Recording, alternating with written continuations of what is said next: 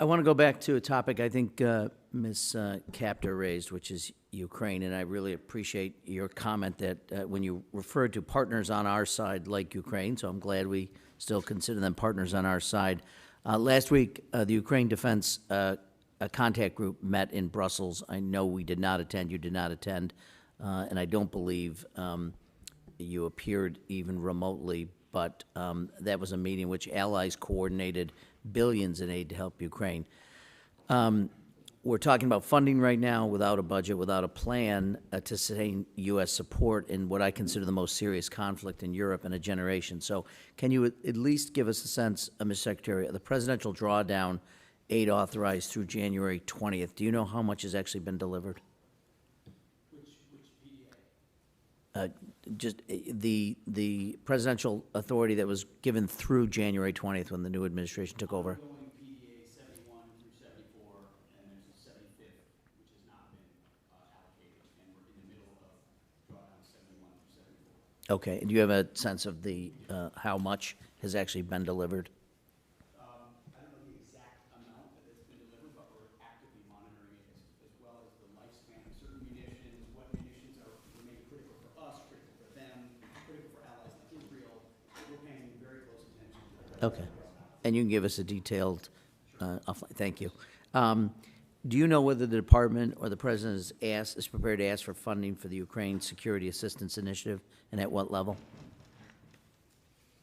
It is a reduction in this budget. As you know, this administration takes a very different view of that conflict. We believe a negotiated peaceful settlement is in the best interest of both parties and our nation's interests, especially with all the competing interests around the globe. I don't think the word victory has been well defined or the path to it. And as a result, a path to peace that stops the killing and the carnage is something that President Trump is very invested in.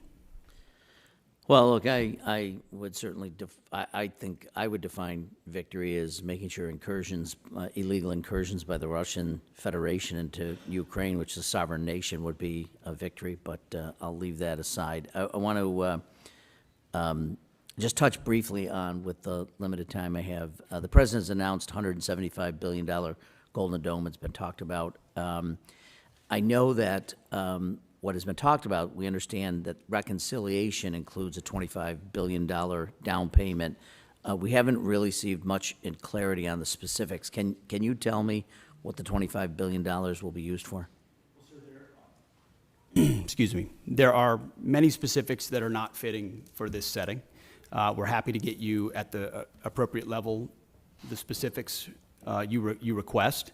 But what we've done is we've built out the entire understanding of what the architecture would look like, ensuring it includes existing capabilities that can be fielded rapidly. As President Trump has made the case, we need this now, not conceptually in the future. You know, we had SDI under Ronald Reagan, which was a concept. We've fast forward to the ability to deliver these things, and the American people deserve that kind of protection. So multiple layers for multiple different types of threats, coordinated with sensors, both on the ground and in space at other layers.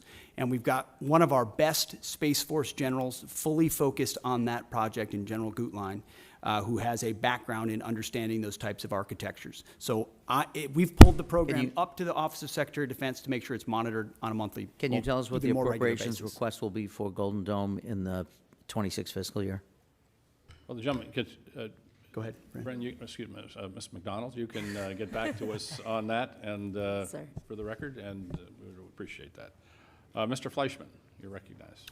Thank you, Mr. Chairman. Want to welcome Secretary Hegseth, General Kane, and Mrs. McDonald. Thank you. This has been an outstanding hearing. Let me just say this.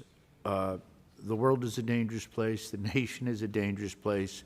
Heartfelt thank you to each and every one of you officers stepping up and for doing an exemplary job. Thank you so much.